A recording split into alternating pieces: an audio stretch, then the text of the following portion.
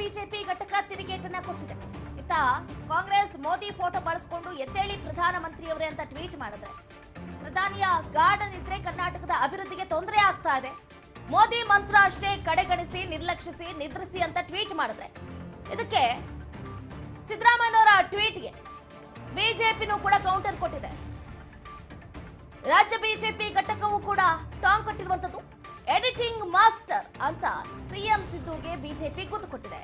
Editing ನಲ್ಲಿ CM ಸಿದ್ದರಾಮಯ್ಯನವರು ಪಂಟ್ರಿದ್ದೀರಿ, ನೀವು ನಿಮ್ಮನ್ನ ಎಡಿಟಿಂಗ್ ನಲ್ಲಿ ಯಾರು ಕೂಡ ಮೀರಿಸೋದಕ್ಕೆ ಸಾಧ್ಯನೇ ಇಲ್ಲ. ಅದರಲ್ಲೂ ಕೂಡ ನಕಲಿ ಚಿತ್ರ, ಫೇಕ್ ಇಮೇಜಸ್ ನ ಬಳಸ್ಕೊಂಡು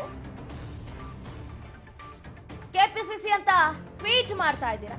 ನಿಮ್ಮನ್ನ ಎಡಿಟಿಂಗ್ ನಲ್ಲಿ ಯಾರು ಕೂಡ ಮೀರಿಸೋದಕ್ಕೆ ಸಾಧ್ಯನೇ ಇಲ್ಲ ಅಂತ ಸಿಎಂ ಸಿದ್ದರಾಮಯ್ಯನವರ ಒಂದು ಭಾವಚಿತ್ರ ಗಮನಿಸ್ತಾ ಇದ್ದೀರಾ. ಕಂಪ್ಯೂಟರ್ ಮುಂದೆ ಎಡಿಟಿಂಗ್ ಮಾಡ್ತಾ ಇರುವಂತಹ ಚಿತ್ರವನ್ನ ಬಳಸಿ ಸಾಮಾಜಿಕ ಜಾಲತಾಣ ಟ್ವಿಟರ್ ನಲ್ಲಿ ಟೀಕೆ ಮಾಡಿರುವಂತದ್ದು.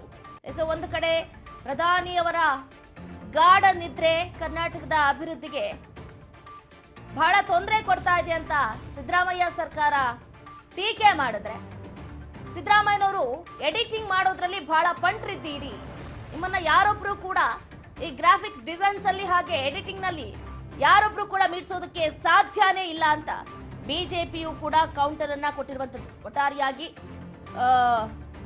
ಬಿಜೆಪಿ ಹಾಗೆ ಕಾಂಗ್ರೆಸ್ ಮಧ್ಯೆ ಈ ಪೋಸ್ಟರ್ ವಾರ್ ಅಂತೂ ನಿಲ್ಲೋ ಹಾಗೆ ಕಾಣಿಸ್ತಾನೆ ಇಲ್ಲ.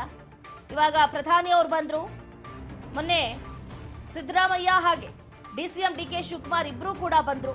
ಮುಂದಿನ ದಿನಗಳಲ್ಲಿ ಇನ್ನು ಯಾರ್ಯಾರು ಹೆಂಗೆ ಎಡಿಟಿಂಗ್ ಆಗಿ ಪೋಸ್ಟರ್ ಆಗಿ ಸಾಮಾಜಿಕ ಜಾಲತಾಣದಲ್ಲಿ ಅಂದ್ರೆ ಎಕ್ಸ್ ನಲ್ಲಿ ಯಾರ್ಯಾರೆಲ್ಲ ಹೆಚ್ಚು ಪ್ರಾಮುಖ್ಯತೆಯನ್ನು ಪಡ್ಕೊಳ್ತಾರೆ ಅನ್ನೋದನ್ನ ಕಾದಷ್ಟೇ ನೋಡ್ಬೇಕಾಗುತ್ತೆ.